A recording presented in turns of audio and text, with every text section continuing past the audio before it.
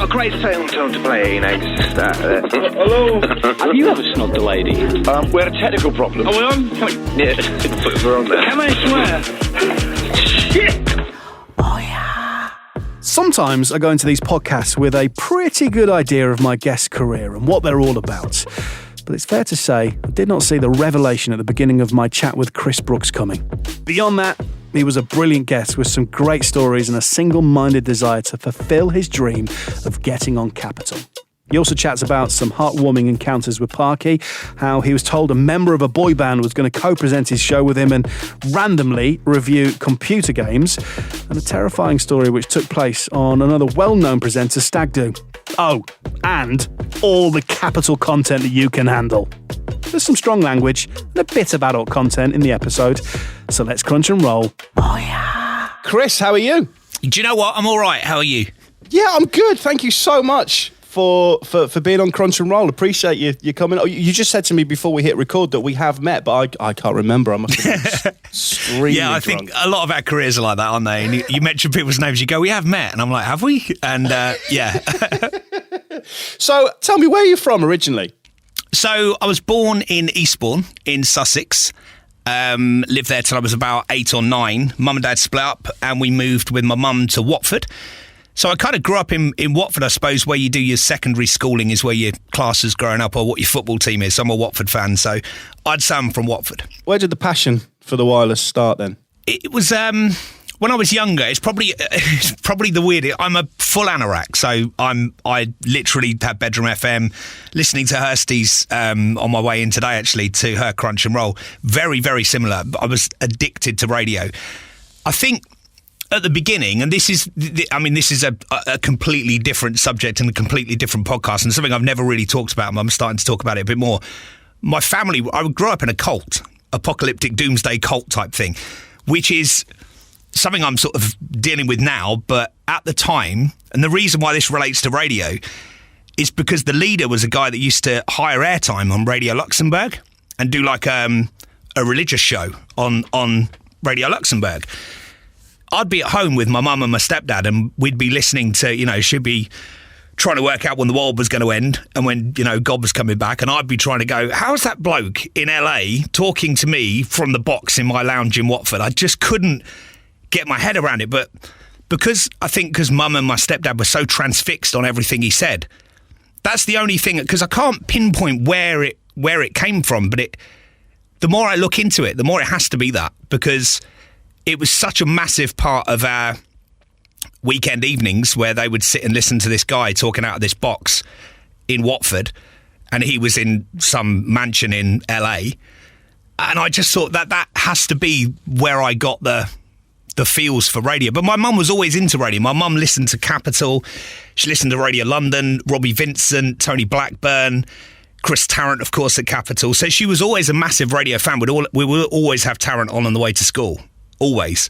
So I think the connection of those two things, I think that gave me my kind of, I need to do that. So you talk about this guy in LA who's talking to you. I mean, was he the leader of the cult then, was he? Yeah, he was the chosen one. He was the apostle. Self-appointed apostle. He used radio as a medium to expand his flock, I suppose. That's but yeah, he used radio to do that. And I think, again, we look at the power of radio now and what radio can do for people, and radio can take somebody out of a mood. It can help somebody that's dealing with something horrific in their life and make them take away for 10 or 15 minutes by what we do on the radio. This guy was using radio to entice people into his flock, into his gathering. I bet he couldn't hit a vocal like you though, Chris. Yeah, I mean, he was shit. I mean, he wasn't very good. Yeah, I was like, mate, get some phone calls on. Let's have some fun. No, it's a really weird one, because normally when people ask me that question, I just say, listen to Capitol and stuff. But the more I'm actually dealing with that part of my life at the moment, So I think, and I'm able to talk about it now, and it's absolutely fine. But before, it was quite a closed book for me. It's not something you say to Capital. Yeah. You know, when Richard Park asked you why you got into radio, you say, well, I grew up in a cult. You're never going to get in. So, yeah, I don't really talk about that much. But now I'm starting to deal with that process in my own way, and now it's a bit of an open book. So, yeah, I can only look at the fact that this guy was on Luxembourg, which then meant I listened to Luxembourg outside of his show, because obviously my mum listened to that, but I would know what Luxembourg was. So I'd hear all this music and I was like, wow, this is amazing. Which then went on to Laser 558 with Charlie Wolf and people like that. And yeah, just got the radio bug. And I was addicted to Capital, like obsessed, I would say. Well, not too dissimilar to a previous episode with Cam Kelly. I feel, you know, because Cam talked about how he actually started his career at Radio 1, obviously not on air, but... Yeah, it's crazy. Yeah, amazing. But his dream was to get on Capital, and I know we'll get on to Capital in a bit, but was that your dream? Was it? Yeah, 100%. Yeah. 100%. I would go to Euston. I would sit in the outside Euston Tower waiting for Pat and Mick to come out. I would go up on a Help a London Child and meet Chris Tarrant at the Record Fair in Euston Tower. I would pretend to be on Capital. I'd said 95.8 Capital FM many times before I'd actually said it in the building. I'd said it at hospital radio stations on pre-fade. I think maybe an escapism to some of that stuff I talked about in my past, but Capital gave me something as a kid. It gave me... The station, the Capital was a really weird station because every presenter had their own identity. So you had Chris Tarrant, you had Martin Collins, Pat Sharp, Mick Brown, Margarita at the point... all of those presenters, they had their own unique personalities inside this massive personality, which was 95.8 Capital FM and this massive American booming voiceover. And the voiceover, do you remember Neil Long? And they used to go, Neil Long, shame his contract is, and stuff like that was just brilliant. So the station had an identity and a personality. And within that, all these presenters worked their own form of personality into the actual station, which worked perfectly. So you knew you were listening to Capital. We'll come back to Capital because there's a few stations and there's a lot that we can talk about Capital. And again, a bit like Cam, I love the fact that you achieved your dream to get on that station. But let's get back to that in a bit. So okay. Tell me your first professional gig then, Chris. Where was that? So... the Bedroom FM stuff I did, which was fun. I pretended to be on Capital. I had a radio station called Radio Watford, which ironically is what Scott Mills's radio station was called in Love, actually. Yeah, it's called Radio Watford. I was like, shit, that's my radio station. We got Scott Mills, wow. So I started in hospital radio. I moved back to Eastbourne as soon as I could, when I was 16. Obviously, there were things going on at home that I was trying to move away from. So I went back to live with my dad. So I lived in Eastbourne for probably about a year and a half. I went back there and I worked at Radio DGH, which actually, when I was going to do some research for this, Zora Silliman, Rick Scott, Jez Clark, Andy Knight, who was on Southern Overnights at the time, there was actually quite a lot of people that came from this hospital radio station that I've seen now and gone, wow, this must have been quite a good station. So Radio DGH in Eastbourne, which is still going. That was my first ever chance at actual radio. I did City Radio in Watford when I moved back, and I did college radio at Hertfordshire University. I wasn't a student, I gate crashed. I just rocked up. They never knew. For a year I was a student. And yeah, I did crush. And then I sent tapes to a guy called Paul Chandler, who was at the Hot FM at Chiltern. And I heard Red Hot Emma Scott, because that's her name. I heard her talking about this as well. And what a first gig. I mean, that station, even now, would be a huge gig. It was a half network, half the country radio station. And I went there. I sent a demo down. I got a letter from Paul. I got lots of letters from Paul that were standard letters. And then I got one day. And I remember rereading it and thinking, no, this isn't the same letter as the one I had before. It was slightly different. It was a little bit more encouraging. And I rang him up, a bit like Steph's story. I rang him up and he answered the phone. And I spoke to him and he called me in for a coffee, went for a chat, did some TOing work. And then one day I was TOing Mark Franklin's Horizon 12 till 2 music jam, and the tape snapped and it got caught up in the machine. And boom, I was on air for the rest of the 45 minutes of that show, yeah. That's amazing. Yeah, it was a really a really weird moment. It was Horizon. It was where the Hot FM network was. It was, I was TOing the show in it. And I didn't break the tape, but everyone says, did you? No, I didn't do that. Come on, Chris, now's the time. Come on. But the first time I did a full show was a similar situation where I was TOing something at Chiltern Radio in Bedford. And I can't remember the circumstances, but Andy Wint didn't turn up for his breakfast show. And I was in the building. So I thought, well, I can do this. I've done hospital radio. So I did the Chiltern Radio breakfast show in Bedford as my first full gig. And a guy called Steve Power, that was my boss, rung me up halfway through it. And I mean, I can only imagine his face must have been red with veins popping out of his face. All I remember saying was, but I thought, and he went, I don't fucking pay you to think. I pay you to press buttons. And I thought it's probably the greatest line a manager's ever said. I don't pay you to think, I pay you to press buttons. I love the fact that you just went for it, though. I'm trying to think if I would have done that. I probably wouldn't have done that. So you had some balls on you. It's just thought, do you know what? I'll do it. I thought, at the time, if I do it and I get sacked, and somebody ever says, did you ever do professional radio? I go, yeah, definitely. I did Chiltern Radio breakfast. It's not a bad.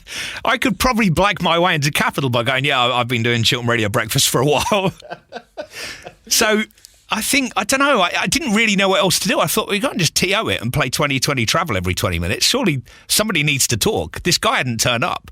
I think he did turn up in the end. I think his alarm clock went. So he was in at sort of 10 to 8 and then sort of Steve rang me shouting. But to be fair, I didn't really know what else to do.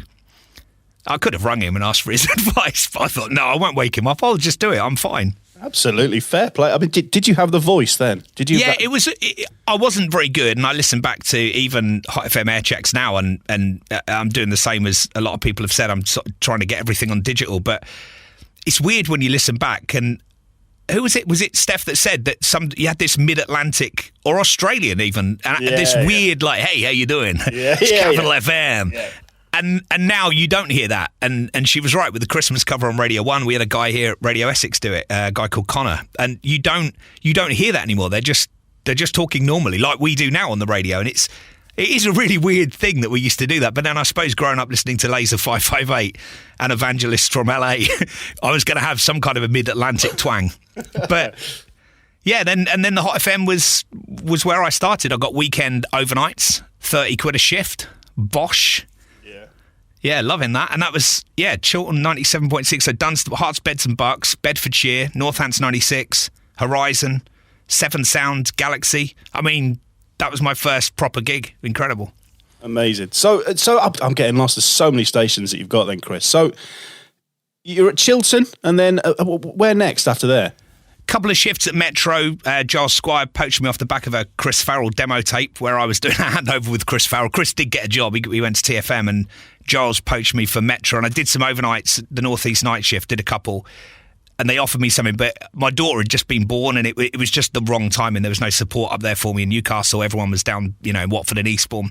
So I couldn't do it. So I stayed with Chiltern on the Hot FM, and I got Northants 96 Drive in the end, which I started in 93, 94. So it was a Hot FM station. I was doing Drive with Neil Bentley was on the station, Mark Collins, Tim Allen, Moyles had just started on evenings on the network. So yeah, that was my first proper, Monday to Friday big gig, was Northants 96. Do you ever regret not staying at Metro? I know you talked about your daughter, but obviously Metro was a huge station, wasn't it, up north? I think, yeah, and Giles was a huge name in the industry, and I think what he could have maybe done. Well, I don't know, because my career's turned out fine. So yeah, absolutely. I'm kind of, and actually for me, I mean, Metro. You grew up in Hull, didn't you? So you'll be more aware of Metro. For me, it was all about Capital, and going to Metro would have taken me away from London. It would have meant that people in London wouldn't have heard me. So in my head, I'm thinking, if I can get on the Hot FM, and you think about the Hot FM, Martin Collins, Paul McKenna, Red Heart, Emma Scott, Mark Franklin, all these names went off to do big things. Trevor Marshall was at Capital for a while. They all went off to do really big radio in London. So I think as a London boy, as a Watford boy, I wanted to be more around here. And the Hot FM was a huge radio station. It was massive. It's interesting you mentioned that, actually, because you are right. So as you say, I'm from Hull, and one thing I've realised doing Crunch and Roll is that there is a bit of a divide between the north and south. like everybody that I've spoken to from down south, the Capital was the station they wanted to be on, and you know, everybody up north, we all wanted to be on Capital because it was so amazing. But I mean, I never really heard Capital. I knew that Tarrant was amazing on breakfast, but I didn't know what was so special about it. And I guess that's why I asked about Metro, because I see that as being that huge station up north. But you are, do you see what I'm saying? There is a slight divide between the north and south. I think it's where you grew up, isn't it? I think it's what your mum listened to, what your dad listened to. Capital for me I wasn't listening to it as an anorak and getting air checks sent down to me. I was listening to it on 95.8 on my radio in the car with my mum. And I think also that feeling of coming back from Eastbourne to see my dad and coming back into Watford and coming back into London and being able to tune into 95.8, and you just thought, oh, I'm home. You can hear Capital again. It just resonated with the people around, and it hit me really early on. Capital, it hit me between the eyes. People like Pat Sharp and how he sounded on the radio and the energy that came out the box was just incredible. And I think, so for me, it's probably because I grew up with Capital. If I lived in Birmingham, it would have been BR&B. My wife comes from Birmingham, so her dad was a massive Les Ross fan, and to him, BR&B was Capital. It was the biggest radio station in the world. So I get that. Yeah, but, absolutely. Yeah. So where just run us through where next then. So where did you move to next? Northants, GWR came in. It was a horrible buyout. We'd gone from sort of the Hot FM to the Better Music Mix format, and I did it for a couple of years, and they gave me evenings, which was fun because I was doing sort of Hot 7 at 7 type stuff. So I was able to have a little bit more personality, but I just didn't like it. And I heard about a station in Coventry called Kicks 96. Cam Kelly was there. Big John was there. Nick Tuff. There was some really good names there, and it was only 40 minutes up the road, and they were sort of playing the hits. And I think with Kicks was so I went there. I signed a contract to do Drive on Kicks, and Kicks for me was my first taste almost of Capital, if that makes sense. It was this city, and it had this radio station in the city that was all about this city, and I think it gave me some real grounding of how you would do a station like Capital. It was a bit of a learning curve for me, and it was called the Sky Blue City. You had a Premier League football club there. So it felt quite big, even though actually Coventry's quite a small city and the station was quite a small radio station. But when you're on the radio, whether you're on Hospital Radio, whether you're on Capital, Radio Essex, there's a microphone, there's some music, and what you do with it is what you do with it. So Kicks to me was amazing. And also Muff Murphin, who owned it, Muff and Ginny. Muff made all the jingles for Capital in the 80s, 90s, but never sold the rights to Capital. So Capital never owned them. So we had all the resung. So Kicks were basically playing the great music for a great city package across Coventry. So for me as an anorak as well, I was like, oh my God, this is where I want to work. So I joined Kicks and really enjoyed Kicks. It was good. Worked with people like Dave Kelly, who's now on the Cayman Islands, but obviously from Galaxy and stations like that. I worked with Dave there. Quite a few people from there. Perry Spiller did some BBC radio. There was quite a lot of people from there that went off to do big things. Cam Kelly obviously was there as well. All right, so you mentioned Dave Kelly there, your time at Kicks. Yeah. A little birdie tells me that you went on Dave Kelly's stag-do, and this little birdie said, just mention to Chris Brooks, Top Golf. So Dave Kelly's stag-do in Vegas, which was amazing. And there was some really cool people. It was like a who's who of radio, and me. It was more sort of northern radio, and I think I was the only sort of southern DJ there. And we had a really, really good time. We stayed at the MGM, and we went to Top Golf, which was next to the MGM. So this Top Golf wasn't like the one in Watford. This one had a swimming pool, swim-up bar. I mean, it was incredible. So we're in swimming shorts, we're swimming up to the bar, and it's Jordan Hemingway's birthday. So he was, I can't remember how old he was, but he was getting the bumps in the swimming pool by all the lads that were with us. His shorts came down. So he's now stark naked. We hide his shorts, we throw his shorts away. He's stark naked in a swimming pool in Vegas. In the corner, there's a guy, and I mean, if you play sort of GTA or anything and you come across any of the triads, this was the guy. He looked, the tattoos, really dangerous looking type of guy with two beautiful women on deck chairs. They're just sitting on their own, casually minding their business, which I'm quite happy with because I'd already clocked them thinking we probably want to leave them alone. Jordan comes out the swimming pool, holds his bits and starts running around the swimming pool. I don't think he spotted the triad guy, so he's running past. Anyway, runs past this guy, and he's not happy. He's not impressed at all. Jordan starts sort of like that and waves at the girl. This guy gets up and pulls out the biggest knife I've ever, like some kind of Crocodile Dundee shit. It was ridiculous. And starts chasing Jordan around the swimming pool with a knife. And then in the end, the police turn up and, you know, they all get arrested. And there's loads of people with this guy that I was scared to shit because it felt, when I'd watched The Hangover, I was like, well, that doesn't happen. That's just a film. And there I am at MGM with people being threatened by a knife. And that evening, to get the Mike Tyson bit in there, that evening we went to a club and was hanging out with Anthony Joshua, who was in this club. So it literally felt like The Hangover. Well, there's nothing wrong with testing. The dealer does a lot of work in order to... Well, I'm all for being open-minded, but I'm not all for discussing this live on air, thank you. We are profoundly sorry. Oh, yeah. A lot of talent went through Kicks. Yeah, Kicks was a big station actually for talent finding. I thought Muff and Ginny were really good at giving people a chance. I mean, the money was shit, but they would give you a chance to express yourself on air. And I know Dave Kelly, for instance, pretty much went to Galaxy from Kicks, which is from a station of that size at Kicks to do what Dave did next on. He was network evenings across that Galaxy station. I think that was what Kicks was really good for. It was a great training school. It sounded professional. We run it professionally, and it was a fun city with a few nightclubs in it, some students, so you were out doing gigs at night. It just felt really big. Did you move to Coventry then, or did you just commute? Yeah, I did. I lived in Northants for a while with Karen, my wife, and then we moved to... so I met Karen at Northants. She came in for a job interview, actually, and I remember saying to the boss, she seems brilliant, take her on. You don't know what I've been interviewed her for, she seems good, get her in here. And you know what, the weird thing with Karen, I was so shy, really shy. I'm fine on the radio, but I'm actually quite a shy person. I couldn't strike up a conversation with her. I was like, I don't know what to say.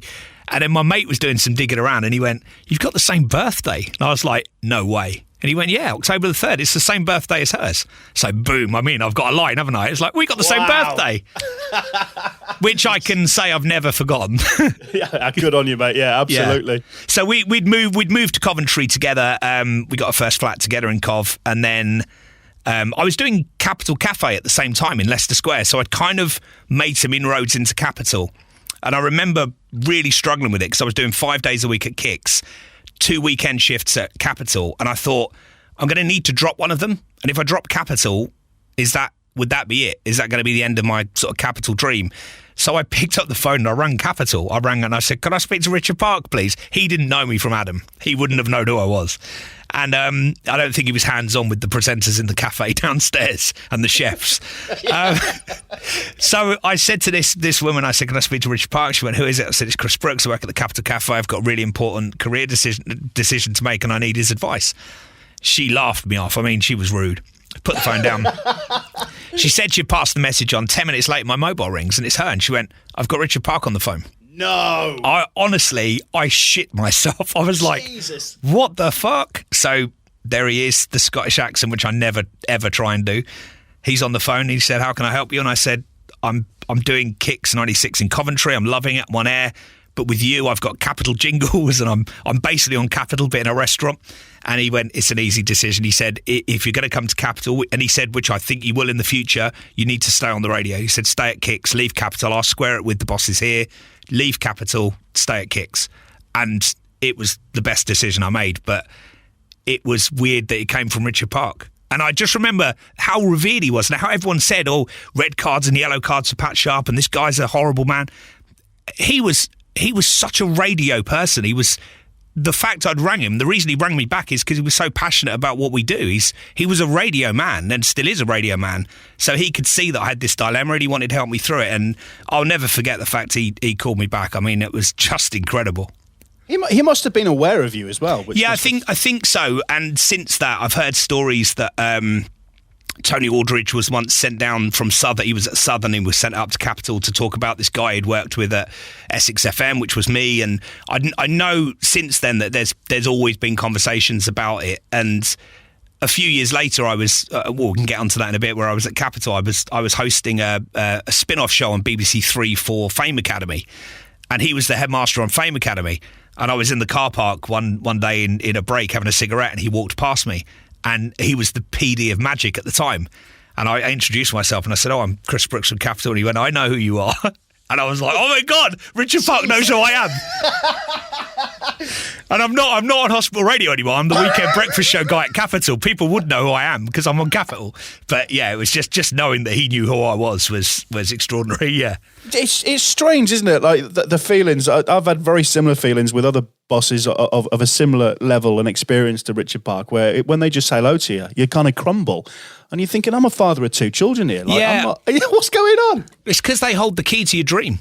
Yeah, that's it. That is it. Absolutely. That's what it is. I mean, when he shook your hand, I mean, you just hosted a TV show, and you're on one of the biggest stations in the world, and you still crumble. I love it. Yeah, absolutely. And I just think because he was the guy that invented that radio station I listened to as a kid. He was the guy that had come over and made that big personality radio station with those type of presenters on it. I just respected everything he'd done in radio. So to actually meet him, for him to recognise me and know that I was on Capital, and he'd just left Capital, he'd left to go to Magic. It was really cool moment. All right, so you're at Kicks. So where did you go from Kicks? Essex FM. I went to Essex. Paul Chandler was the PD at Essex. I was at Kicks. I was a little bit worried that I wouldn't get heard by London people. Essex had an opportunity. Money was awful. And I said, I'll take it. It was a late show for DMG. It was Daily Mail. It was owned by the Daily Mail, and it was based in this... It was a really cool building, and actually Essex FM at the time had just come off the back of that reality TV show called Lakesiders with Martin Day, and he had become a massive star on this show. So actually... the feels from Essex FM were quite big. It felt really big. It was on the telly every weekend on BBC One. Martin Day was on ITV shows on a Saturday night, and it'd become a bit of a national treasure. So actually Essex had a really big feel to it, and everyone listened. I mean, it was one of those stations. He walked around in Essex, and everywhere he went, Essex FM was on. I think they were doing a 40% reach, and with a 1.3 million TSA, that's a decent amount of people getting to hear you. So. Yeah, I started on lates, but within 6 months, GWR turned up, and I was like, "Oh shit, I've been found."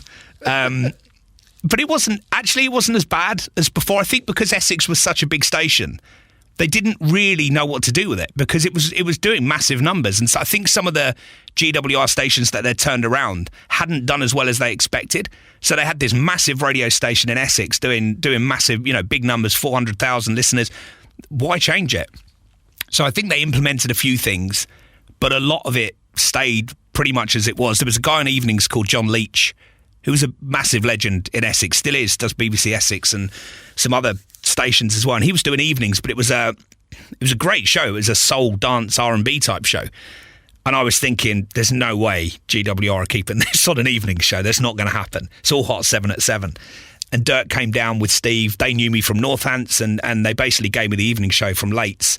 Yeah, so I did that. And I remember the local newspaper, I realised how big Essex FM was. The local newspaper had it as a front page story that this guy had come down from Coventry to steal John Leach's evening show. And it was really scary. And there was some comments in there, and it was horrible. But the guys just said, just do your thing, play the hits, it'll be fine. And it was fine. We had record breaking radio figures, and I love that time. It was really good fun.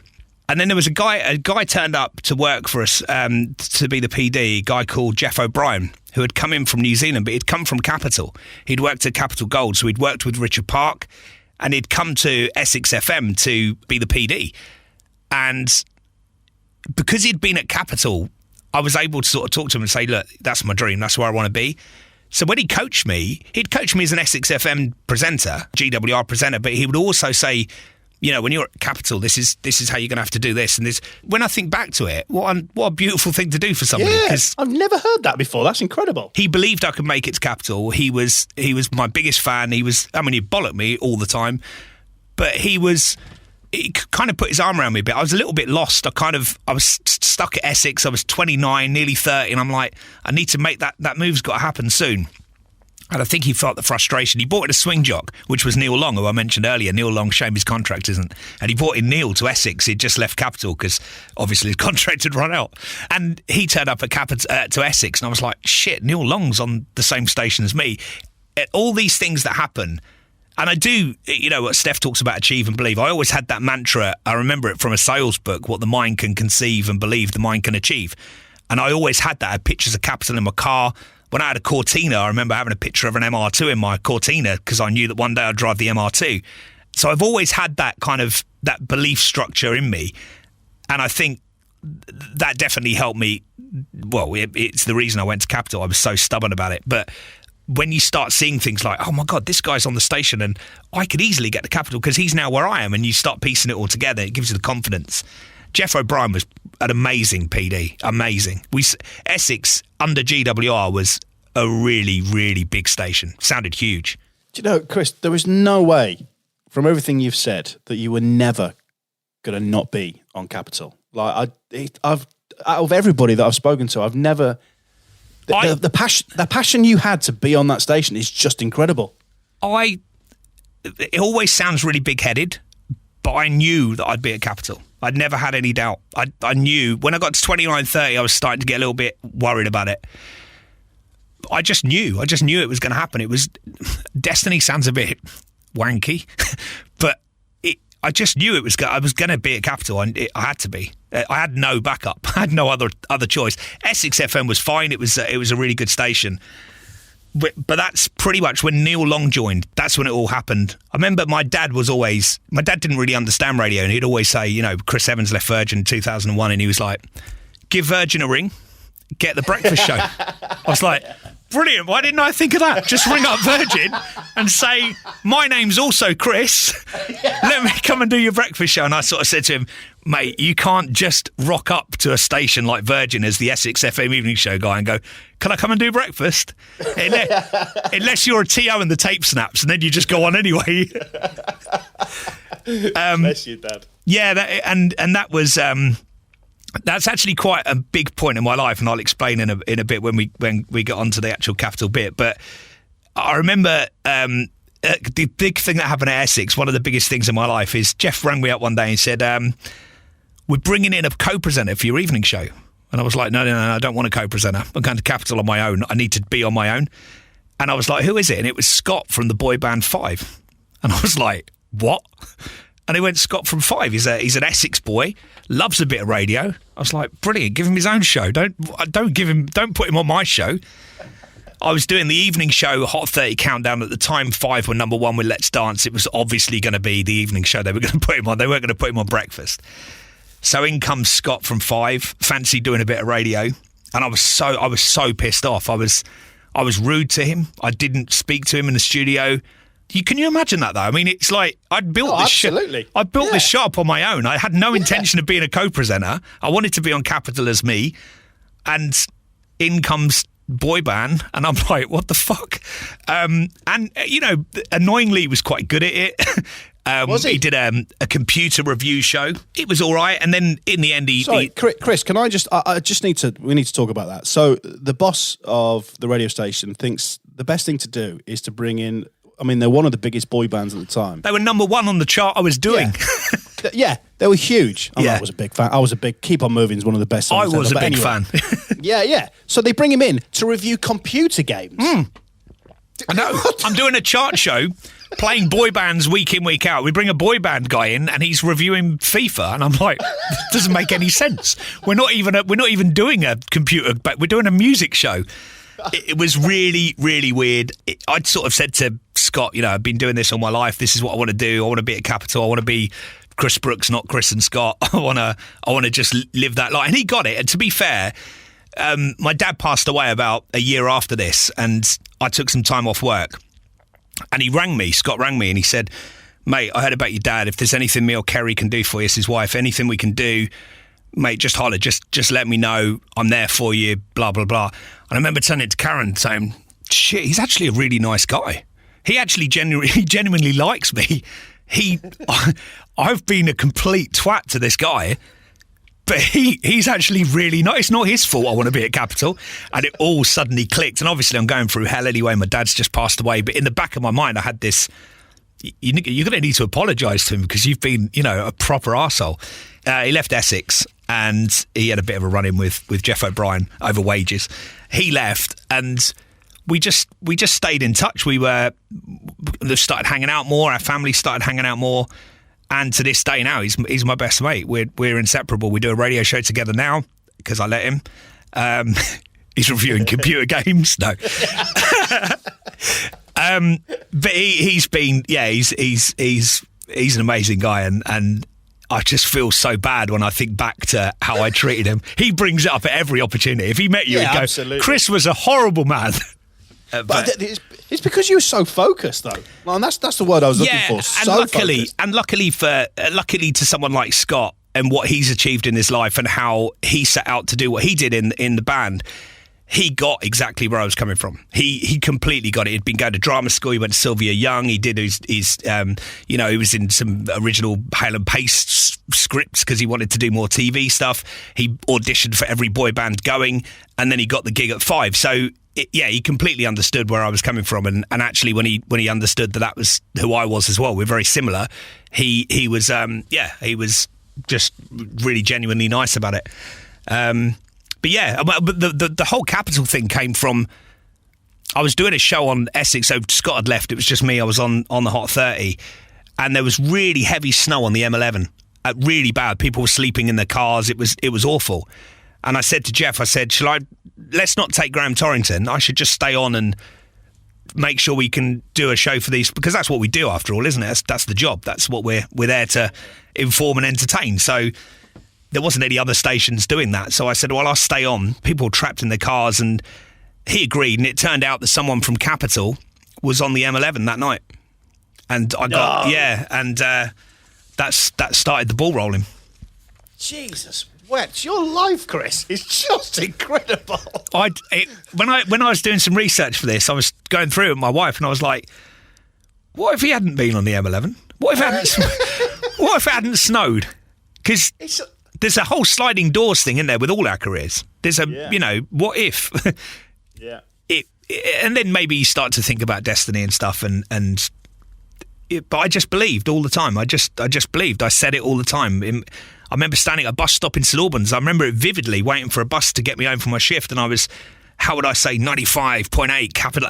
I just say it out loud. People must have thought I was mental. I think we all are a little bit mental. So that person heard you on the M11, they're stuck on the motorway. Yeah. So what happened next? So I got an email from a guy called Jeff Smith, who was PD at Capital, and he said he loved what I did. He heard some reports about me. Somebody had obviously told him about me from the M11 thing.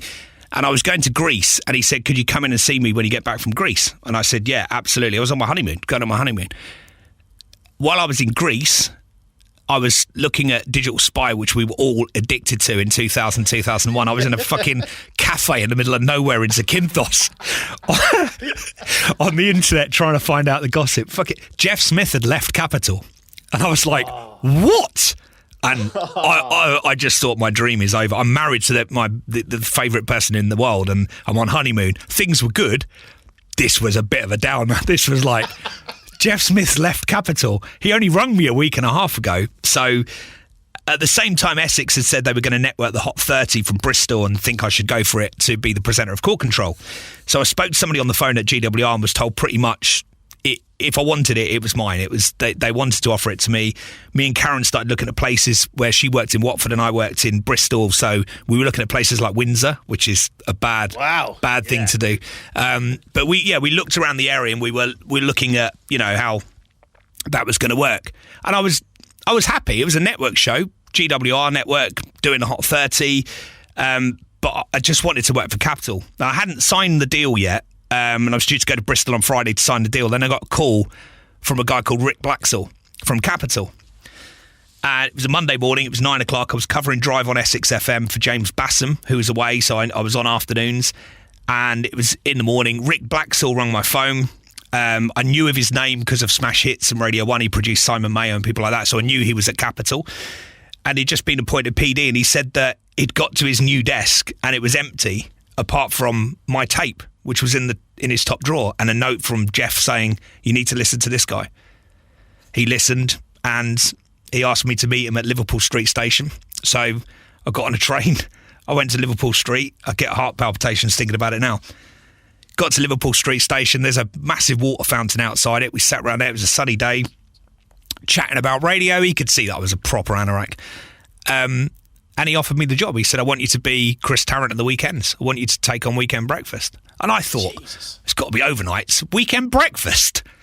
It was, I've had kids, which was amazing. Being married was amazing. Take those things aside because they're real life things.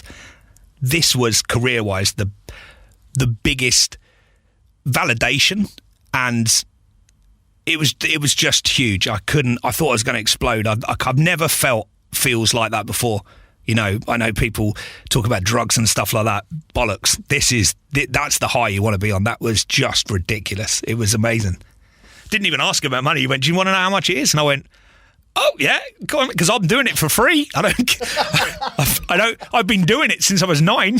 Yeah, and I told him how much Core Control had offered me, and he basically doubled it. He went, "We'll double it." And I was like, this is like some kind of fairy tale thing. It was mental. Jesus. I'm just thinking about your train journey back up to Essex. Like that, you must have just been that train journey. You just must have flown. You should have heard that drive show that afternoon, mate. I was on fire. I was like, people must have been like, "Jesus, he's good." Yeah, I got back on the train. I was going straight back to Southend to do the drive show, and I rang my wife, obviously, first person I rang, and I was like, "It's happened. I'm going to Capital," and I was crying. It was the most emotional and high point of my life. I rang Scott next. He was he was made up. He was absolutely, he was over the moon as well. And I went into Capital. I couldn't tell anyone at Essex, I couldn't tell anyone. And and then I had to make the call to say to them I didn't want to do Core Control. I'm going to Capital. There was a whole conversation about, but it's 40 stations across the UK. I'm like, mate, it's not 95.8 Capital FM, so I'm out. I loved GWR. I loved Dirk. I loved Steve Orchard. The people I worked with, Jeff O'Brien, Paul Chandler, even from the beginning of Essex FM, all the people I worked with there, Mark Lee was the managing director, they were just incredible people and lovely people to work with. But when you've got a passion to do so, when it's that, I was that passionate about working for Capital, I couldn't turn it down. It wasn't even a weekend overnight, it was weekend breakfast. It was like crazy. So I took the job and I went to Capital. My first day was Pie in the Park, 2002. No. Yeah. You must have just thought, shit. They got me to the side of the stage and then they put me on the stage. Bearing in mind, Pie in the Park's 100,000 people, and they said, "Just want to introduce you to your new colleagues and your new listeners," and pushed me to the side of the stage. And I just looked out. I wasn't on stage. I just looked out. It was just a sea of heads. I was like, shit. I'd done the Bloom Festival in Northampton. This was another level. This was just ridiculous. It was, and that was my first day at work. I met everybody. My wife was there with her backstage passes. They told her to bring a few friends with her. It was just brilliant. It was just an amazing day. Can you remember the lineup then when you first started? Yeah. Chris Tarrant. Of course you can, Chris. Of course you can. I could go back further if you want. No, Chris Tarrant on breakfast, as he was on my way to school with my mum. Margarita Taylor on mid mornings. Martin Collins on 1 till 4. Dr. Fox on drive time, and Simon Schoolboy Phillips on the evening show. And they just took on Steve Penk to come back to Capital to do lates. And Justin Wilkes on overnights. What a lineup! Yeah, it went bad, was it? It was an incredible place to work, and I was a bit worried when I went in there, because when you work at smaller stations, sometimes there can be the bolshy presenters that could just, there was nothing like that at Capital. Maybe because everyone had made it. I'd imagine that happens. You get there and you go, "Oh, I'm here now. I can be less of a twat." Yeah. But yeah, it was the stuff of dreams. It was incredible. Can you remember? And I asked Cam the same question. And I don't think he can remember, but can you? I think you probably can, Chris. Yeah. Can you remember your first link on Capital? Yeah, absolutely. I can remember. I remember my producer was Ben Cooper, who he was producing weekends at Capital, and I was like, I'm so nervous, I don't know what to say, and he just said, "Get the station name out there straight away," and I was thinking, well, that's a given. That's all I've got in my head. I can't remember the exact words, but I remember putting the mic up and saying 95.8 Capital FM, and I remember hearing it back in my headphones out of this old Clyde desk at the back of where they are now at Capital, and it just it was so big. It was the biggest. It was ridiculously big. Capital sounded good anyway, but it sounded huge, and I remember thinking, oh my God. This is it. And I had a good show. I did a good show. Ben was an amazing producer. I mean, the best producer I've worked with. He got me really quickly. He understood how I worked and was a great producer. Do you know, because it was the biggest station, when you work at the smaller stations like you just mentioned there's often that team, that you're together as a team and did you socialise much with the rest of the Capital lot? Did that go on? Yeah, it did. Probably more so with other presenters. Tarrant wasn't coming down the Yateseys on a Thursday night. But I joined with people like Debbie Mack. Got on really well with Debbie. Ingrid had come down from Newcastle. So there was a lot of us that were new. Tim Litchfield. Some new talent that we looked after each other. Margarita Taylor was always the first to welcome people in, and she was amazing. But no, they were all amazing. Schooley was... I still talk to Schooley now. We're really good mates, and we used to go out to Sound in Leicester Square. I'd say to him, "I'll meet you after your evening show. We'll go for a beer," and it'd be 10 o'clock, and we'd be in Sound. And at 5 o'clock in the morning, it'd be like you're going into Old Compton Street to have breakfast and getting a train home on a Wednesday. And you're like, "Wow, this is amazing." But yeah, everyone was really friendly, and obviously for those reasons, Tarrant, who he was at the time with Millionaire and everything, and Foxy with Pop Idol, those guys weren't out as much as everyone else, but. It was an amazing place to work. There didn't seem to be any hierarchy. I've heard people say that there was, and I've met people that said, "Oh, Johnny wasn't that nice to me," or Tarrant wasn't that. I never had that, and I can only judge people on how I find them. And I didn't really find anyone at Capital to be up their own arses, or it was just a really cool place to work. I say work loosely. Yeah, I know. Yeah, I think it's worth saying that you, along with the weekend breakfast, weekday afternoon. You did some cover as well, didn't you? So you covered for. I covered every single show. I've been on every show on Capital apart from the chart show. I've done I've done every time band. You've covered Tarrant on breakfast. I covered Tarrant on breakfast, but also when Tarrant left breakfast, before Johnny Vaughan started, there was a 3 or 4 week break period after Tarrant left and Johnny started. And I was in David Lloyd in Basildon, in the gym in Basildon. That's the most Essex thing I've said. I was in David Lloyd in Basildon.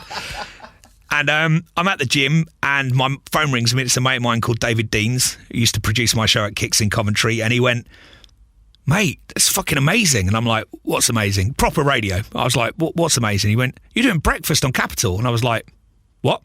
He went, "Well, when Tarrant leaves, you're doing breakfast." I had no one had rung me. And then about 10 minutes later, Keith Pringle rang me and he said, "I'm so sorry, the press release has gone out and we meant to talk to you first." I found out in the gym off my mate that I was covering breakfast, and it was really cool because I was doing weekend breakfast. I had a really good team on weekends. I had Richard Spencer at that time who was producing me. He used to produce Pepsi Chart. Really good friend of mine and another top producer. I had Mark Scott, who does sport, who now does the Match of the Day commentary, which is weird hearing him on there. He used to do sport with me, and a couple of other guys, and Emma Gordon on news. So I said, if I do it, you've got to give me my weekend team. Don't give me the weekday breakfast team. I don't know anybody. Give me my team. So they did. So I had my weekend breakfast team with me, which put me at ease. And then on 6:15, 6:30 on that first Monday, when I was doing my first breakfast cover, Tarrant's first day not being on Capital as a full-time presenter for 30 years or whatever it was, somebody came in and said, "Share price has dropped 20 million or something like that." I'm thinking, all I've ever had to worry about before now was Radar. Now you're quoting share prices at me. And it was because obviously Tarrant had gone, and it was, he wasn't coming back, and the share price dropped while I was on air quite a lot.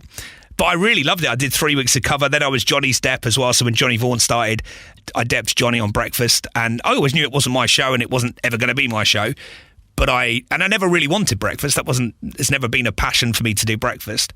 But it was useful doing weekend breakfast because you could dip in mid-afternoons, drive. And then it was Nick Goodman in the end. Well, GWR came in, didn't they? It was GCAP. I was like, this keeps happening. Yeah, they followed you around, Chris. Yeah, they did. Yeah. GCAP came in, and they were right. Obviously, they weren't going to Better Music Mix 95.8, I don't think. I think there was an element of they didn't really know what to do with it. I mean, it was this huge radio station, but it was losing audience. And under GCAP, unfortunately, they moved away from playing the hits. And you could see it as a jock as well. It was... The actual music scene had changed. There wasn't any boy bands. People like Scott and Five had split up, Take That had split up. You didn't have that kind of pop music. It was all the Kooks and Coral, which is great music, but it wasn't really what Capital stood for. So we were going down this really weird road where we were playing indie music and also urban dance stuff. People from Capital Extra is called Choice at the time. They used to come in and go, mate, what's this tune? And you'd be like, you're not playing this. Why are we playing it? And we were teaming up with the Kiss DJ in America to do entertainment news. It just become this really weird station. It had gone back to being called Capital Radio. Never more than 2 ads in a row was another thing we started doing, and it was all we did was talk about the fact that we never play more than 2 ads in a row. We just seemed to be talking about adverts all the time. And I remember thinking at the time, you're not a manager, but you're thinking, don't people turn off when they hear the first advert? So we're just giving people more of a turn-off opportunity. We should play less ad. We could play 2 5-minute breaks would be better. And it was, to be honest, it wasn't a great time. They gave me afternoons, which was brilliant. So I was doing 1 till 4. And then Scott Muller came in from Nova in Australia. And he got it. He instantly got it. He's hit music. We need to be hit music station. JLS had just won or done whatever they did on Pop Idol, so there was a boy band back in the charts that steamed in with The Wanted, and all the other boy bands turned up as well, and One Direction eventually. So pop music actually made a return, and I think at the same time Capital made a return. But I always remember thinking, if Andy Roberts at Kiss had gone, we should call ourselves London's #1 hit music station, I think we would have been fucked. I think Capital would have gone. Yeah. I think if they had owned that positioning brand, they were the sound of a fun young London. But if they'd gone with hit music and won that battle there, I don't think Capital would have got that back. We're having a party. Oh yeah. You mentioned Parky earlier. Have you got any memories of Sir Parky? I mentioned earlier when I met him at Fame Academy, but when I was about 2017, I left Capital. No, 2007. I left Capital in 2009. 2007 was where I came off afternoons, or 2008, and Paul Jackson, who was the PD, great PD for me, really, really good, really encouraging, and got that whole big city radio station thing to a T. He said to me, "Listen, we're not renewing your contract. It's, the dream's over." I was gutted, and I was like, oh, okay. And I was gutted because, as I said, with the Capital Radio and the no more than 2 ads in a row and the music policy, it had been a pretty dark place to be. And now I knew these guys were going to come in and turn it into this hit music station that it should always be, and what it was when I joined. So I was gutted I wasn't going to be part of that. And he said, you get an exit interview with Richard, so you can go and do that whenever. So I had this chat with Richard Park, and I sat in his office, and we'd sort of chatted. He knew that he knew about me. He knew of me from Fame Academy and from Kicks and stuff like that. And he knew that I'd been on Capital for 7 or 8 years. And he said, "You look really down. You look really upset." So I thought, well, I'll just say to him how it is. And I said, "Well, it's been shit here for 2 years. You've turned up. You're going to turn it into what Capital's supposed to be, and I'm going to be listening at home." And I want to be part of it. I love this radio station. I said, I bleed this radio station. This is all I love this place. I love working here. Anyway, probably had about an hour with him. We talked about radio. We anoraked. We were talking about people we knew in the industry. Really, really, to me, a really lovely guy. I never had any problems. And then when I left, I was driving home, and Paul Jackson rang me up, and he said, "Don't know what you said to my dad, but can you stay on at Capital after you do it? Can you sign another year and do weekend afternoons?" So, amazing. Yeah, I like to think that he is a massive radio anorak or a radio fan, and appreciated my love for Capital, and actually thought, you know what, let him do an hour of proper, because I did Jingle Bell Ball, I did Summertime Ball, I got to do all of those things that they do now because of that last year at Capital. So yeah, I felt like I was part of that rebrand into what Capital is now, and I was part of that journey. So for that, I'd be forever grateful to Richard for that. It was amazing. You spend, a hefty time at Capital as well, right? You fulfill your dream, Chris. Yeah. You get on that iconic station, not just in this country, but around the world. And I don't want to bring it down because it's been so positive so far, but do you remember the day that you left and how you felt? Yeah, I remember doing the last show I was allowed to do my last show. I was allowed to talk about it. It was my last show. The texts were amazing. I've still got pictures of them, and it was emotional. And I was allowed to choose my last song. This takes me right back. But I played Take That, Never Forget, because it was always so important to me at Capital to remember the responsibility that there are people out there listening to you that want to be on Capital. They are you when you were living with Mum in Watford. There's people like that now. And I always people used to email me. I think, to be fair, and I don't want to name drop, but Greg James dropped me into his podcast. He was talking about the fact that he used to listen to me on Capital, and I used to reply to him and give him coaching lessons and, you know, to give him coaching tips. And he always cites me as that one person he listened to that wanted, so he could get into radio, which was amazing, because for me it was Pat Sharp, and for Greg James it was me, and I think that's a beautiful thing. And I met him weirdly about 3 weeks ago for the first time, and what a lovely guy Greg James is. And I think people don't realise Greg James is the biggest anorak you will ever meet. I mean, up there with me and Hurst. He is an absolute anorak. Really? Just all about radio. Yeah, talks about compression and stuff. It's weird because he's obviously doing what he's doing. But yeah, so I think I realised that responsibility that you had to do that. And I think the song Never Forget says, you know, one day this will be someone else's dream. And yeah, it was really, I played it, and every time, even if I play that song now on air, it's I either have to turn it down or go, right, I'm just going to make tea. I have to wander off. But Capital felt like I was part of something. It felt like a family. I felt whole when I was there. And when I left, I remember walking out the door, out of Leicester Square to the car park to go to Mackay. I remember looking back, and it Capital Radio London in those blue letters outside. I choked up, but. Listen, I had three beautiful kids at the time. I had my beautiful wife. I mean, I had loads of good, positive things in life.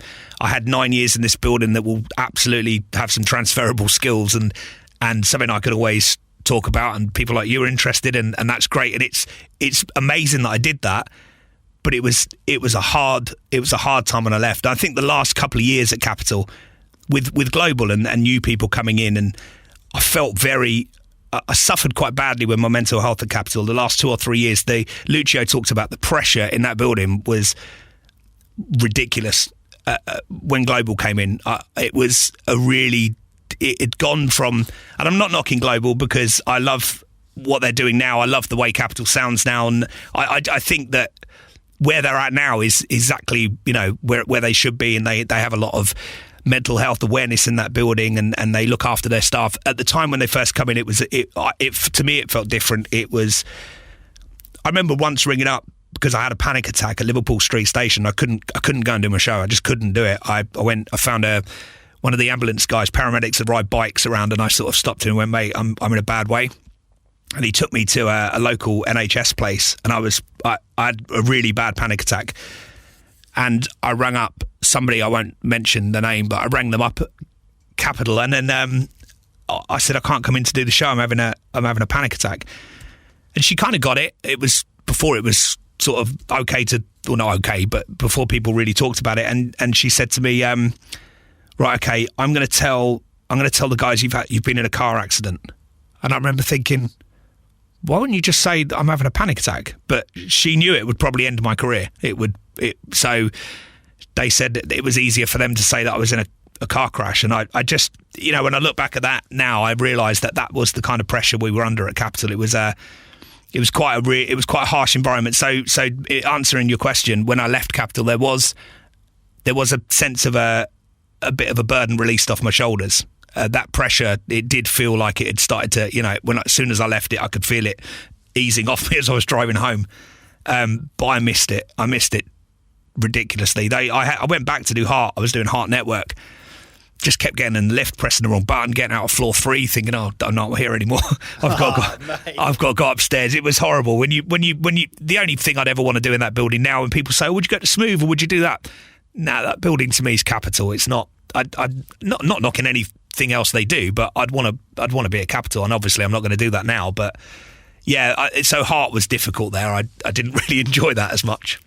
I was going to ask you, so you went on to Heart. I mean, you worked there for a few years as well. I did Heart. I did Heart Network for a bit, and then in the end, Tony Aldridge, who was one of my bosses at Essex FM, asked me if I'd come down and do Drive on Heart Sussex.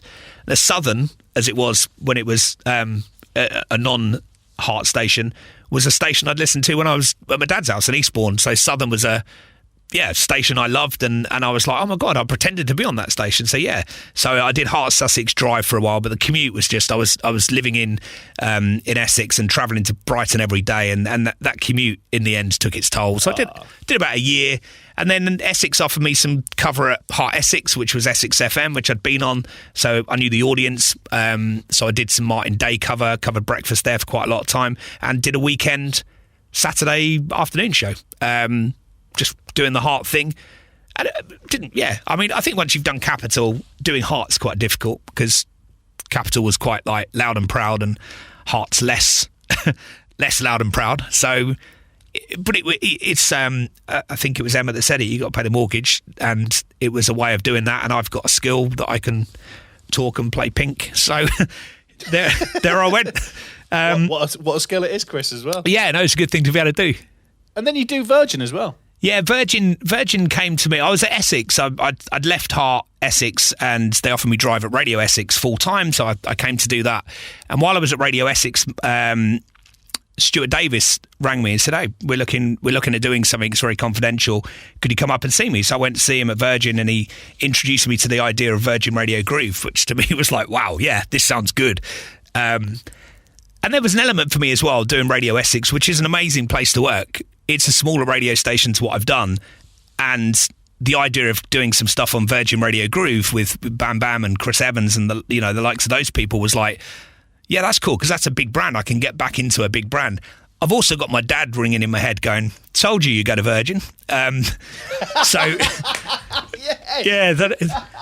and also I did do a London breakfast show, so he basically got both of those things right. Weirdly, my dad passed away. It was only 6 weeks after he passed away that I got that call from the M11, and it was literally after he died. 6 weeks later, I'm on Capital doing a weekend breakfast show across London, which he told me half a year ago I could have done, and I laughed in his face. But there you go. I was on Virgin Radio Groove. I did it for about a year. I was on the launch team. I was doing mids. Lockdown happened, so I was doing it all the way through lockdown, which was great, because I was doing Essex and Virgin, which gave me a reason to get up. I got a studio at home, so I was lucky. I was getting 2 paychecks as well throughout lockdown, so I was one of the lucky ones. Then I went on to weekends, and then they said that they were making some changes. Groove's not there anymore, so I sort of come off that. And I think I was probably not likely to get onto Anthems or Chilled. I think because I wasn't based in the building, I was a remote voice that did some remote work. I think it made sense that I wasn't going to move on to do the other type of stuff, and I love what I'm doing at Essex. So, yeah, I did it for about a year and a half, 2 years. Yeah, it was good fun. And there you are, sat at Radio Essex. I am. I mean, you're the gaffer. Yeah, so... Do you enjoy that? Do you enjoy being the boss? Yeah, I do. I love... Yeah, because I'm a much better... no one's had a shit snoop here. No one's had a tape thrown at them. The kids that are here... Jesus, I sound old. Well, Martin Day's here. I took Martin and Sue from Heart Essex when that all finished. So I've got a really solid heritage, 25-year breakfast show in Essex, which is amazing. I've got a guy on mid-mornings called Connor Knight, who was one of the Christmas covers on Radio 1, just gone. An amazing presenter. Got a young lad called Jack who does afternoons.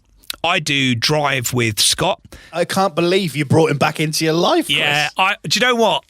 I would say, and I loved Capital, and I loved all the stations I worked at, I'm probably having the most fun now. When you were talking to Steph about, do you remember when we could do that? Remember when we do it? We're still doing it. Not we obviously are aware of certain things. We wouldn't go down certain roads, but the idea of putting the mic up and doing a link and trying it out, we're doing that. All the guys here are encouraged to do that. It's what got Connor onto Radio 1. It's listener. I've got a really different understanding of how I used to think of listeners. Listeners aren't driving in their car going, "Didn't you play a Lewis Capaldi song at 8:17?" It doesn't happen. They don't sit there and go, "That travel news. I'm not sure that was that in somebody's house or was that in a studio?" They don't care. They just listen to the radio.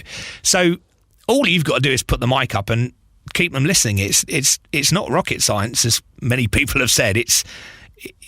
And that's what I've gone back to. That I'm doing that with Scott. We're putting the mic on and we're having a laugh. We're playing the hits, and Essex is a pretty cool county to work in as well. It's very London. It feels very London.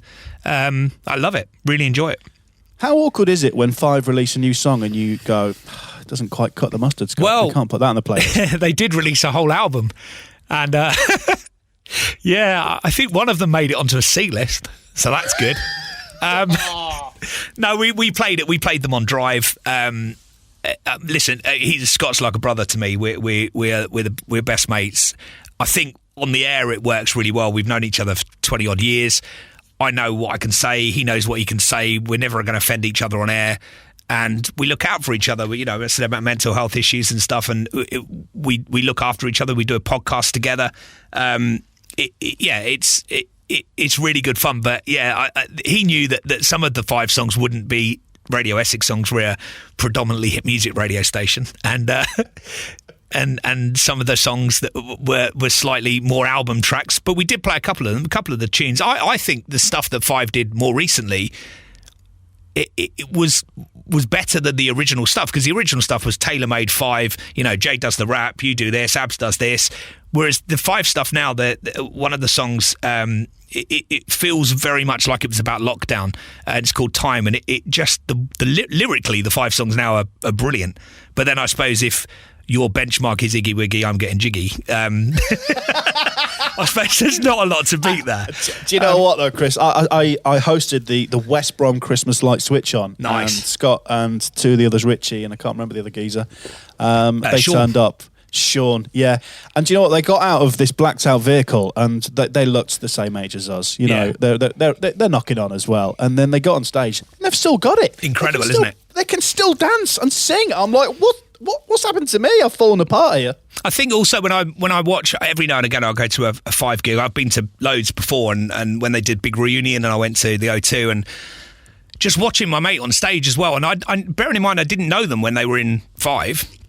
I met Scott 2 days after Five split up, so I don't even think I'd interview them as a DJ. I don't think they'd ever come into my station, so I never really knew. I knew who they were, but I never really met Scott before. So I've only ever known Scott when he wasn't in Five, and then he went into the Big Reunion, which was such a big thing, and I remember watching him on stage at the O2, and it was it was amazing. What a guy, and the talent. Yeah, like you say, all the boys, they just got up on stage and they sing it, and it sounds exactly the same as it did back in the day, and you got screaming 50-year-olds now, and that are loving it. And yeah, he's still making a living out of it. He's touring everywhere, and he does Drive here, and he's still going strong. Oh yeah. Now, something I started recently on Crunch and Roll, so you won't have heard this yet, is I would like to know who you would like to hear on Crunch and Roll. That's a really good question. Dr. Fox. What is it about Foxy that you like? The original, the OG Fox. Just because with the fact he had a Harley Davidson that he used to drive to Capital, I mean, what? I think his number plate was Hi Dr. F or something like that. It was crazy. He was a geek as well. He was a radio geek, an anorak. He came from, Luxembourg and Wyvern, and he'd had the same journey, but when he was at Capital, it's what I said earlier about Capital created identities within the identity. So Dr. Fox was a very different proposition to Martin Collins. And I just loved Dr. Fox's character on air, but I think the stories he's got would be incredible.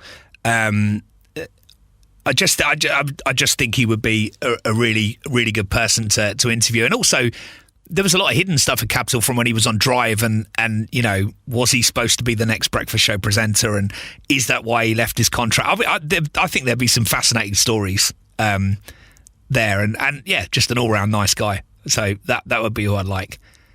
And his jukebox, oh my God, who was it? Steph mentioned Foxy's jukebox after the chart. She'd carry on listening to Foxy's jukebox. I remember having to go and cover it because Darren Proctor was on the chart, and he wasn't allowed to do 95.8.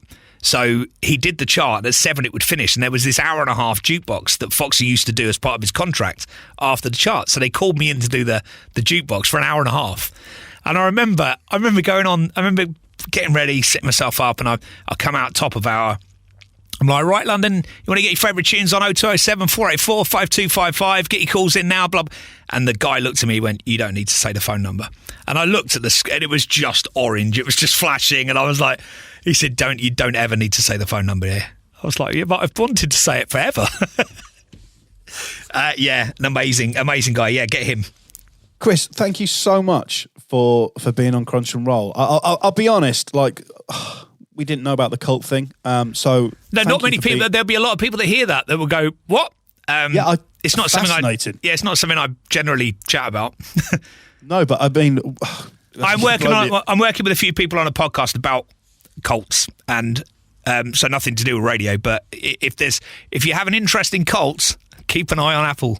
No, I'm doing something with somebody at the moment about it, which would be, I think quite fun. Now, Chris, have you done any voiceover work? Yes, I was, I did some stuff back in the day, and I still do a few bits and pieces now. Anything that we would have heard? It's a really good question, because every DVD of Disney's Lion King and all that era, Toy Story, I did the voiceover at the beginning of the DVD. No. Yeah. It was when I first got an agent at Capital. They said, "Oh, I got this voiceover for you," and I was new to voiceovers. I was like, "Oh, that sounds good." Fucking hell, the money was stupid. I bought an MR2. I bought the MR2 that was on my Cortina. I bought the MR2. I got this gig with Disney, and I was literally now on the DVDs. You get a DVD Toy Story or Monsters Inc., that era. I'm at the beginning going, these are the other great titles from Disney. Yeah, I did. My first voiceover was Disney Pixar, so smashing that out of the park. And it was incredible. It was incredible. When they told me how much, it was like, it was about $8,000. It was crazy. I was in there for half an hour. I tell you, one day we're going to get a bill from everybody that's done Crunch and Roll for these outros. Well, look, as always, we get our guests to take us out. So It's over to you. You've been listening to Crunch and Roll with me, Chris Brooks. Subscribe on your favourite podcast app to get every new episode as soon as they drop. Crunch and Roll is a 969 media production presented by John Fox and produced by Simon Brachowski. Oh, yeah. At Capital, the airlock was where people that smoked used to smoke. Unless you were Chris Tarrant, then you'd just smoke your cigar wherever you were. But as the actual smokers were there, this was back in sort of 2001, 2002, you could smoke in the airlock. So I'd gone out after my show. Foxy was on after me. I'd finished doing 1 till 4. I was covering it, which eventually became my show, but I covered that show. I finished at 4 o'clock, had a little chat with Foxy, went out into the airlock. Yeah. And the airlock was quite big and quite sort of dully lit. It was, it was quite moody. So I lit a cigarette, and I heard this voice go, "Oh, mate, you've got a light." And I turned round, and it's George Michael. No. And I remember... That's amazing. I was just so blown away. I come from Watford, where George Michael had come from. He was a legend, obviously, in the world, but also especially from coming from Watford. And I tried to just be cool. I was like, yeah, of course, mate. Yeah, no worries. I gave him a light. And then, because I just lit my cigarette, I ended up having a cigarette with George Michael and having a chat. And I was like, oh, I come from Watford. And he was just the nicest big celebrity I think I've ever met. He was so normal. I know that's what they're supposed to be, but he was such a lovely guy. And it turned out, we were talking about, he said, "Oh, what was your first job in Watford?" And I said, "Oh, I worked at British Home Stores on the Lower High Street." And he was like, "No way, that's my first job." And it turns out, and did some research afterwards, and it was, we both had exactly the same first job. Wow. George Michael, lovely guy. And also then about 3 or 4 years later, he did, and I've met him a couple of times through Help a London Child and stuff like that, but he did a song with Mucha Buena called Real Love. I think that's what it was called. And I was on air one afternoon, and Sheena from the music department, Sheena Mason, she came into the studio and she said, "Oh, George Michael," and for these guys, it was all matter of fact. They've been at Capital for years. It was like, this is normal. She went, "Oh, George Michael's just rung up. His people have just rung up. They're listening to you at the moment. George hasn't heard his new song on the radio yet and just wanted to know what it sounds like on the radio with all the compression and stuff. Could you drop it? Could you play it?" So I remember thinking, I do links all the time. How do I do a link for George Michael, who's now driving around London listening to this show, listening to me right now, and I'm just about to play his new song on the radio? So I did the link, and it turned out he loved it. He sent a little message afterwards to say thanks, and yeah, top guy. And those memories at Capital, it's really weird when I think back to them now, because it seems like a different lifetime, but it happened.